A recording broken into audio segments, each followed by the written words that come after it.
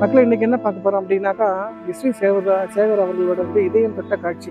என்னன்னா, ஸ்ரீகாந்த் ஹுசைனி அவர்களோட மரணத்துக்கு இறுதி மரியாதை செலுத்த போனவரு, உண்மையான ஒரு அன்போட நெடுஞ்சாங்கடைய கீழே விழுந்து கும்பிடுவாரு. ரொம்ப மன வருத்தத்தோட. அது எப்படின்னா, கோயில்ல தான் அந்த மாதிரி ஒரு மனுஷன் ஒரு மனம் உவந்து கும்பிடுற ஒரு மரியாதை அது. சரி, ஸ்ரீகாந்த் ஹுசைனி அப்படிங்கிற ஒரு தனி மனிதருக்கு கிடைத்த மரியாதை அப்படின்னா இல்ல. ஸ்ரீகாந்த் ஹுசைனி அப்படிங்கிற ஒரு மிகச்சிறந்த ஒரு கராத்தே வீரர், சிறந்த சிற்பி, சிறந்த ஓவியர், சிறந்த வில்வித்தை வீரர், சிறந்த குரு.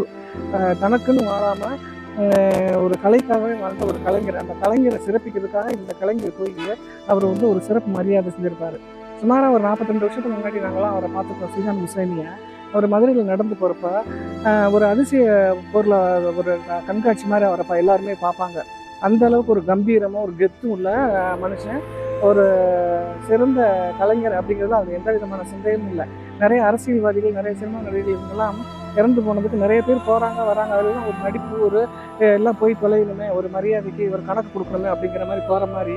ஆனால் எஸ்வி சார் அவர்கள் உண்மையாகவே இதுக்கு போய் உண்மையாகவே அவருக்கு மரியாதை செலுத்துனது எல்லாரோட கண்கள்லையும் கண்ணீரை வரவழைக்கிற மாதிரி இருந்துச்சு. எனவே எஸ்வி சேகர் சார், உங்களுக்கு ஒரு ஹேட்ஸ் ஆஃப் யூ.